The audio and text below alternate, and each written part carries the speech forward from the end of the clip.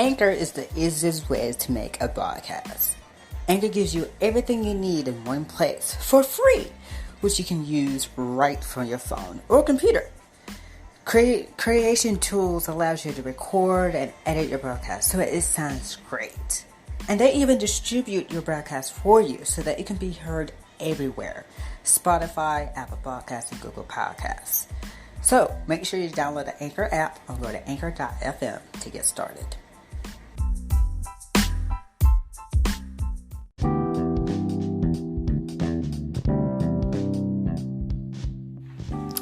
Hello everyone, welcome to Future Educators Talk with Debbie and Daren. I am your co-host, Daren Frett. First and foremost, we're going to start with news this evening. As you may know from the last episode that Debian is out for the remainder of the season. He will be back on the season 2 premiere on October 28th. And also, the season 1 finale of FET will premiere next Monday, where I'll be discussing an important topic that needs to be discussed. So make sure you tune in. This week. This week is Mental Health Awareness Week. So that's why Debian Ayrton is taking a whole month of October to focus on his mental health. But yes, again, this week is Mental Health Awareness Week. So for this episode, I will talk about mental health for the students. A couple episodes ago, me and Darian and with special guest Ms. Hopkins talked about mental health for the teachers. Now this time I will be talking about mental health for the students. So that's what I will be talking about today. Also, I'll be talking about tutoring assistance as well. So make sure you stay tuned.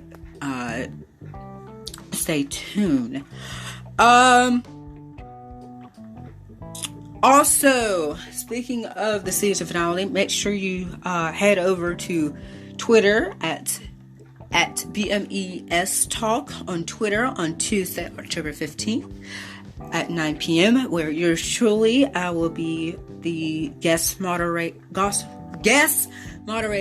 for the Twitter chat. So make sure you tune in, where I will be discussing the topic of classroom management. Yes or yes. So make sure you stay tuned next Tuesday at 9 p.m. Eastern, 8 p.m. Central on Twitter at BMES Talk.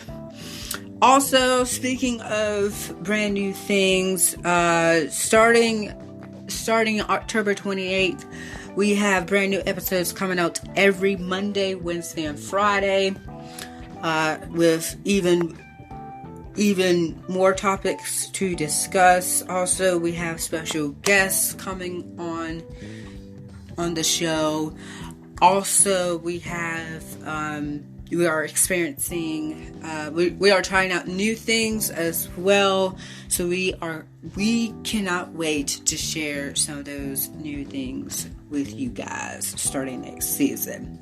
So let's just hop into the topic, which is mental health for the students, since this week is Mental Health Awareness Week. So first, I'm gonna read some facts here from accredatedonlineschools.org. And it says here that many students feel fear when first recognize a mental health issues within themselves, as they may not be able to figure out where it comes from, which I can completely understand, because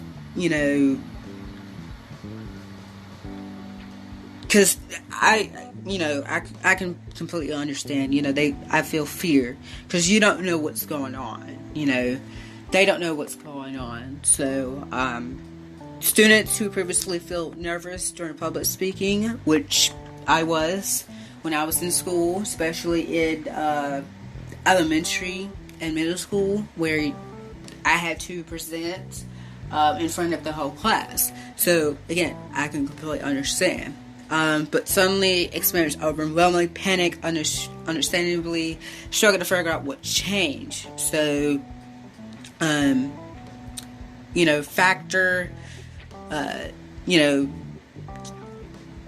factors like politics, families, academic pressure, relationship issues, and money can all contribute to changes in mental health. It also reports that exercise, sleep, and diet can help students feel better or worse depending on how well they take care of themselves. So it is important to take care of yourself. Like in a couple of episodes ago, learned how to say no. For me, I'm a yes person. I always say yes. I just need to figure out a way how to say no. And probably once I say no, I will probably feel better about myself. So here's some statistics here. Mental illness and suicide. Suicide is the third leading cause of death in students aged 10 through 24, with 90% of those dying by suicide by having an underlying mental illness. So it is important to, take care of yourself. Like I said earlier, it is important. School dropouts. 37% of students age 14 or older have a mental health issue, drop out of school. Because they fear that they're not going to finish school, or because, again, academic pressure, it's kind of that weight on their shoulders that need to be lifted. Juvenile justice. The youth in local or state juvenile justice centers, 70% have a mental illness. So we need to bring that down to at least 0%. Stress and anxiety. The Anxiety and Depression Association of America has found that 1 in 8 children are affected by anxiety, yet 80% of those that has a diagnosable anxiety disorder do not receive treatment. And, for those, by going without counseling and medication and other helpful tools for treating anxiety, children are likely to experience long-reaching issues. Anxiety disorders has been on the rise since at least the 1950s. And the studies show that the numbers are expected to continue to rise in the coming years.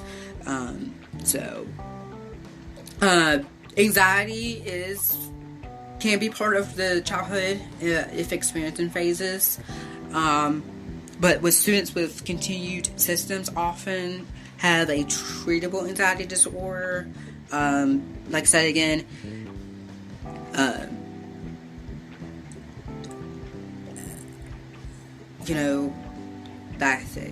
lot of things. So here's some stress management in students. So here are the causes for elementary students. So taking important tests. So for example, the EOGs. While most kids don't enjoy taking tests, it becomes an extreme stress in most children. Especially for me when I was in elementary/middle school, taking those EOGs, because you fear,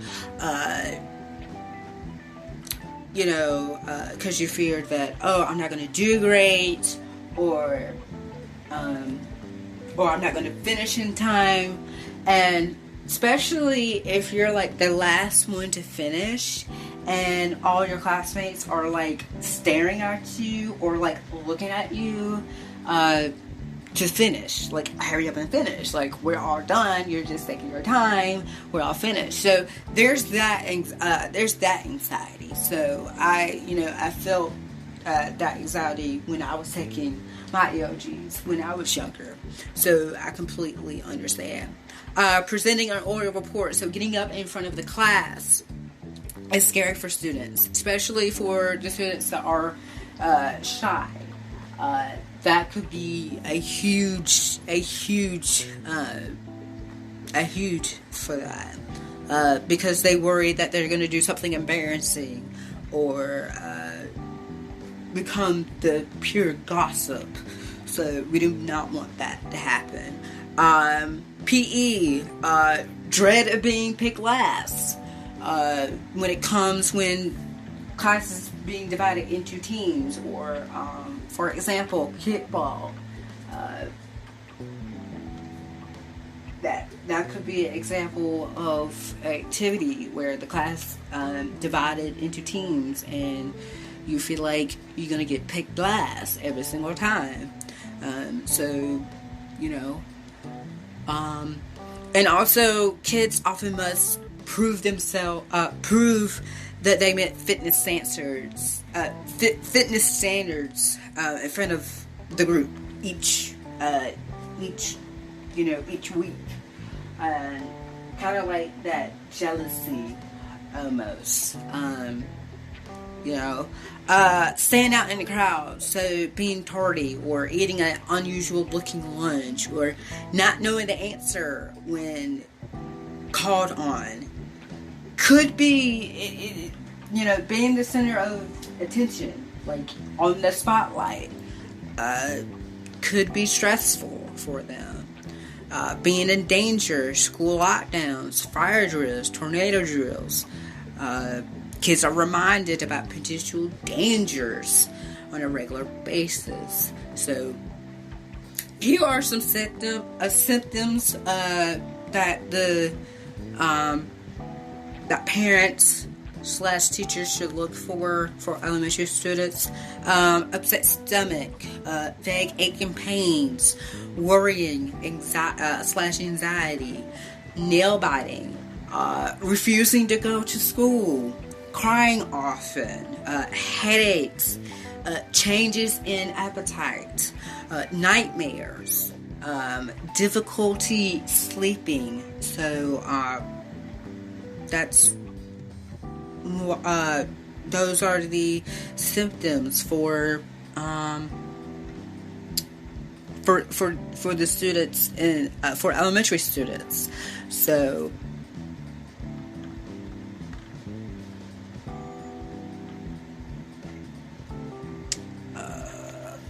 for middle school, homework load. The amount of homework students receive in middle school is markedly higher than elementary, with an average of about over 3 hours of homework per night for students with 5 classes. Which me and Demi will be talking about that in the next season about homework. We're going to talk about that. Busy schedules. So for middle schools that are involved in sports or special extracurricular activities. So like if they're participating in clubs or they're doing something at a school, finding that downtime can be difficult. Even if you don't have a game, you're gonna have practice, and then on top of that you have homework to do, so that's gonna be a whole lot of stress for them. Peer pressure. So even before middle school begins, students are becoming more about their peers that they think.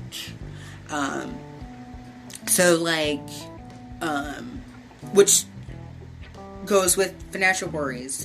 Kids that can't afford the hottest brands of clothing or book bags or smartphone, that can be left out.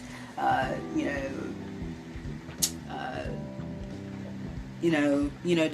oh, the new Nike, or the new LeBrons, or the new KDs, or the new Jordans, all that. So that could feel some stress on them as well. And image concerns. Social media has created a 24-hour day platforms for peer pressure and bullying, which I talked about in the last episode. That problem does not exist for the parents. So they may see something online, or like their role model or something, and they'll be like, "Oh, I want to be that person," So that could be really anxiety or stress for them. So here are the symptoms. So frequent stomach aches and / headaches, chronic worrying, mood swings, sinus sadness / depression, self-harm, frequent absences, quick temper, failing grades, changes in appetite, nail biting, lying to teachers / parents. So look for teachers and parents, look out for that. Retreating to bedroom, fatigue and increased desire to sleep, and And for high schoolers, romantic relationships, it picks up in high school, and it causes stress for students, and especially for those that question their sexuality. I've been asked that ever since middle school, so I know that's like a huge stress for me, because it's like, I know the answer, but why they keep on asking me the same question over and over, and they already know the answer. Social acceptance, high school teens, especially those who do not have established that friend group, that group of friends, especially for those during their freshman year, especially transition from middle school to high school. You don't have that same group of friends that you had in middle school, because either some of your friends from middle school has either A, moved from a different school or district, or B, they move to another state. So you don't have that same group of friends that you had in middle school than you do in high school, because they start falling apart. Earning good grades, so keeping grades up to get into college has become increasingly difficult as classes become more challenging. That could be a stress for that. And also preparing for college, because it takes time and effort to decide which college you want to go to. Then you have to complete applications. Then you have to visit schools. And then you have to Then you have to go on interviews. And then on top of that, you have to decide what do you want to do. So you have to decide what major you want to get into.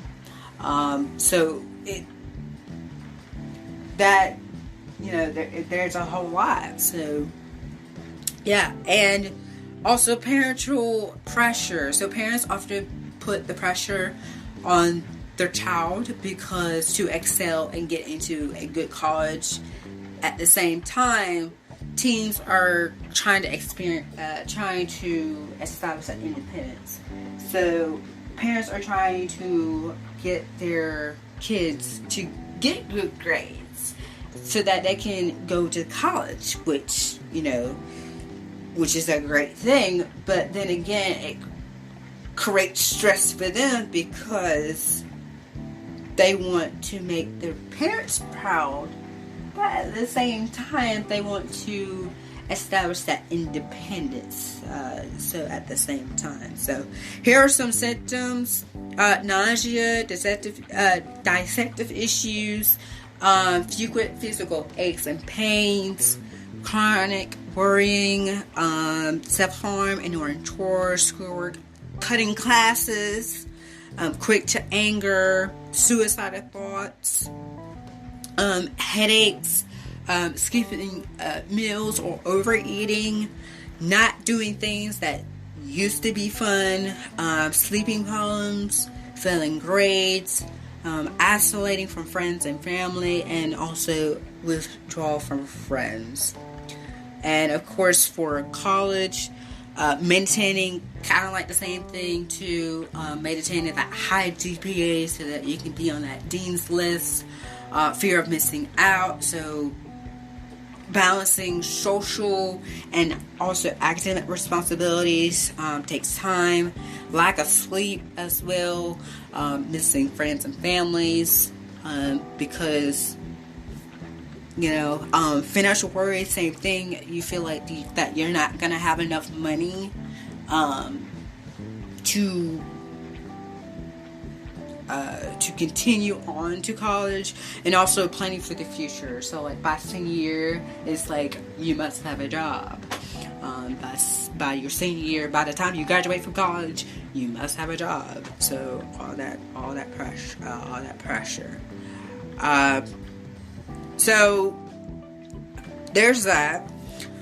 So here's how teachers can limit student stress. So limit the homework overload. So teachers can work together as a team to avoid piling on too much homework on the same nights or scheduling tests on the same day. Okay. Also, keep kids moving. No matter how old the students are, they can benefit from moving around the room or working at stations or taking stretching breaks. Also play music. So it shows that music helps people relax and focus. Classical music is great for the classroom and serve as a model for students when they study at home. Me and Damien talked about that a couple episodes ago. Like what type of music that if we were a teacher, what type of music we were like to play while the students are doing their work. And me, I would prefer smooth jazz because that helps me calm and relax and focus. And also, on top of that, most students get their work done faster and they concentrate more if they listen to music. So I think that's a great idea. Also, schedule time to organize.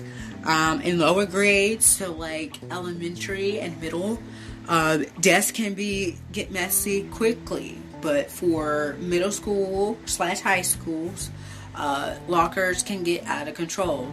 So mostly middle schools.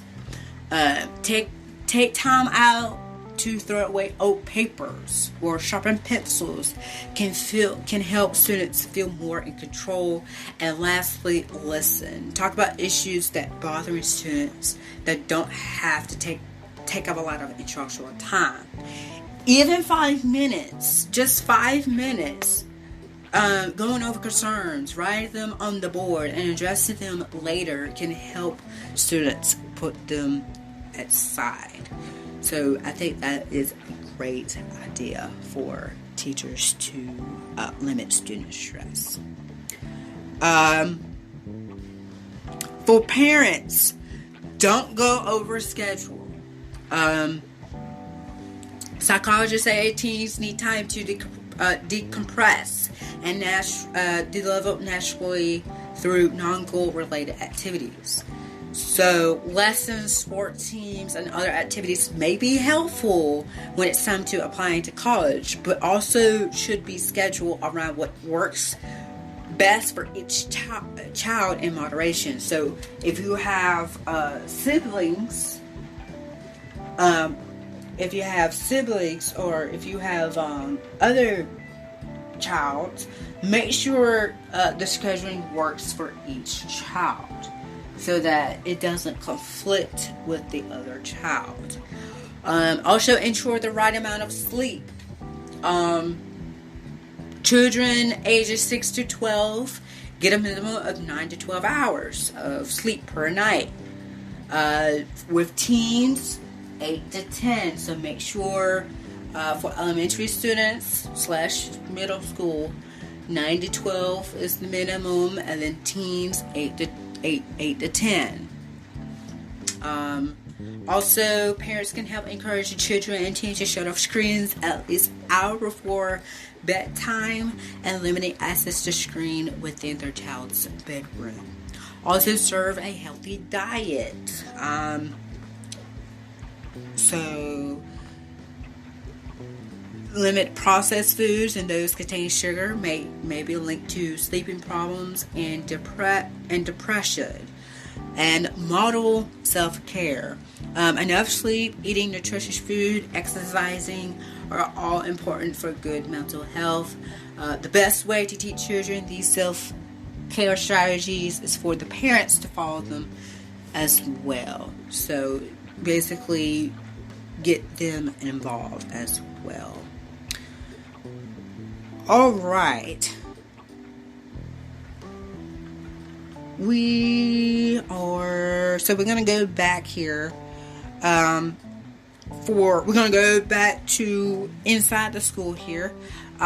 So some high schools allow students to spend time with a therapy dog, which I think is a great idea, especially around testing time. So that is a great idea. So as a result, students who are overwhelmed by the pressure of school can feel comfort. There is a school in St. Clair Shores in Michigan, Kennedy Middle School. They provide the read to dog and tail wagging tutors to help students build that self-esteem and reduce anxiety and decrease that depression. So that is a great idea. And then K through 9 reading buddies. This program provides canine support from pre-kindergarten, from pre-K through high school, with objectives include supporting students with literacy issues or those considered at risk. And then at the high school level, canines are brought in for stress relief clinics. So there is counseling centers, nap hall. There are and stress and anxiety peer groups, and of course depression.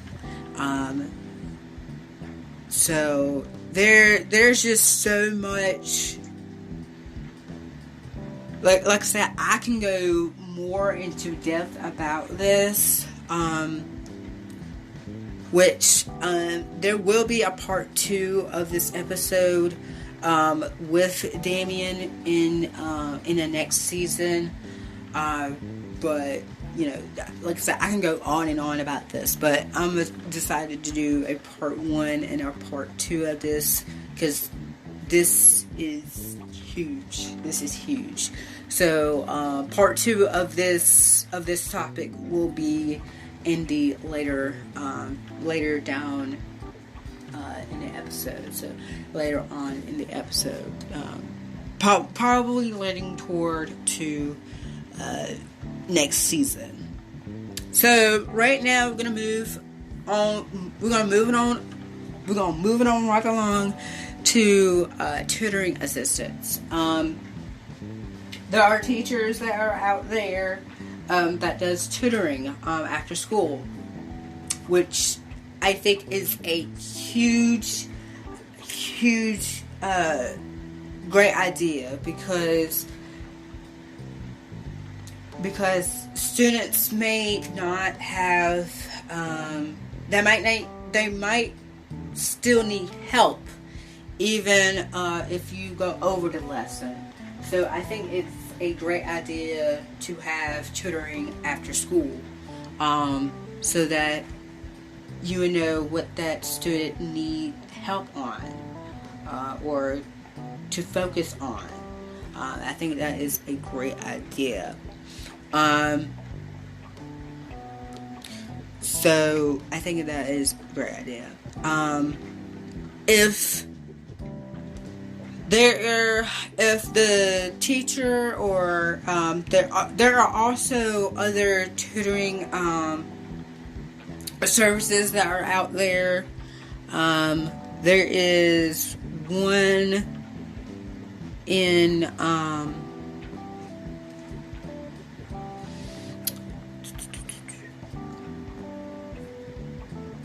there is one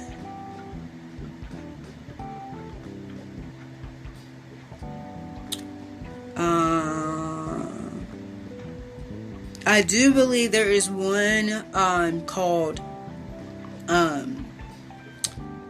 Huntington Learning Center in Wake Forest. That is a great place to use for tutoring as well. You can also there's Chem and Math and Reading Program in Wake Forest as well. So there is a whole lot of course, comes with a cost, but there are other tutoring as well. So for the students that is listening to this podcast right now, don't be afraid to ask for help. Especially don't ask if you don't get something, or if you don't get the lesson. Ask the teacher if you can stay after school and tell that teacher what you need help on, and the teacher will help you. Will help you understand the lesson that he/she went over in class. So don't be afraid to ask for help, and not only for the teacher as well, but also your other classmates. If your other classmate understand the lesson that the teacher taught in school, ask your classmate to help you understand, so that you can understand the topic or understand the lesson. So don't be afraid to ask. Don't be afraid to ask.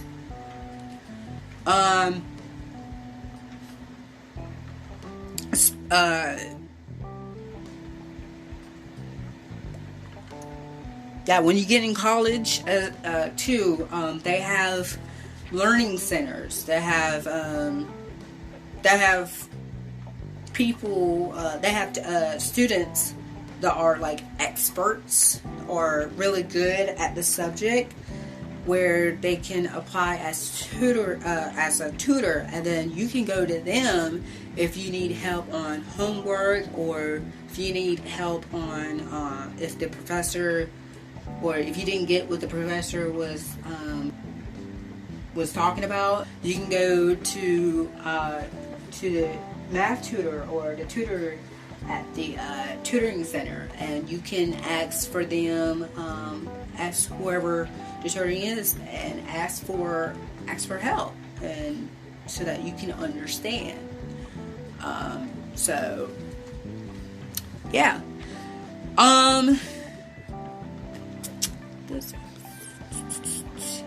So that is it for this episode. I know it's not really long, but this is my second time doing it by myself, so there will be some mistakes here and there. So here is 2 questions of the day. You can join in the conversation by using the hashtag FutureEducatorsTalk on Twitter. We would love to hear your feedback from the topics that I discuss today. So the first one is, how does mental health affect students in school? And the second one is, why do you think mental health is so important in this day of age? Like I said again, this week is Mental Health Awareness Week, and I think it is a great topic to discuss. Alright, so that is it for this episode. Next week is the season finale of Future Educators Talk. I won't tell you what the topic is, but I will tell you this. It is a very important topic to discuss. So I will be discussing that next week. Also, don't cry though, because season 2 will premiere on October 28th, and that's when the co-host Daren Anderson will return, where we will be talking about parent involvement in the parent involvement and classroom size. So that's going to be the start of season 2. Also, like I said again, co-host Damian will be back. Also, we're gonna have more topics to talk about, along as more special guests on our podcast. Yep, and also don't forget, I will be the guest moderator at DME's Talk on Twitter on Tuesday, the day after the season finale, at 9, where I will be talking about classroom management. So make sure you stay tuned. Also, make sure you follow Future Educators Talk on all social media, on Facebook, and on Instagram at Future Educators Talk. On Twitter at Future EDU Talk, and subscribe to our YouTube channel at Future Educators Talk with Damian and Daren, where new episodes come out every Monday. So make sure you subscribe and tap that bell so that you will be notified when new episodes come out. So if you don't tap that bell nor subscribe, so if you don't tap the bell, then you won't be notified of new episodes. So if you subscribe and hit that bell, you'll be notified. You already subscribed, and you'll be subscribed and you'll be notified. So if you don't hit the bell and you don't subscribe, you're missing out. So make sure you subscribe and hit that bell. Also, make sure you give those videos a big thumbs up. We will truly appreciate it. Like I said, every new episodes will come out every Monday, and of course, the season finale will be October, which will be next Monday. And then we're gonna have the next week after that is going to be Prepare Week for Season 2. And then Season 2 will premiere October 28th with more topics. And brand new episodes will come out 3 days a week, every Monday, Wednesday, and Friday. So make sure you have your phone in handy so that you will be notified when brand new episodes of Future Educators Talk comes out. Also, make sure you follow me on Instagram at It's Daren Frett, and on Twitter at Daren_Frett. Yes, I worry a lot. Also, make sure you follow co-host Damian Anderson on Twitter and on Instagram. On Twitter at _Damian Anderson, and on Instagram at the Damian Anderson. I mean, he's the one and only. And that's gonna do it for me. I will see y'all next week for the season finale of Future Educators Talk. And I will see y'all next Monday.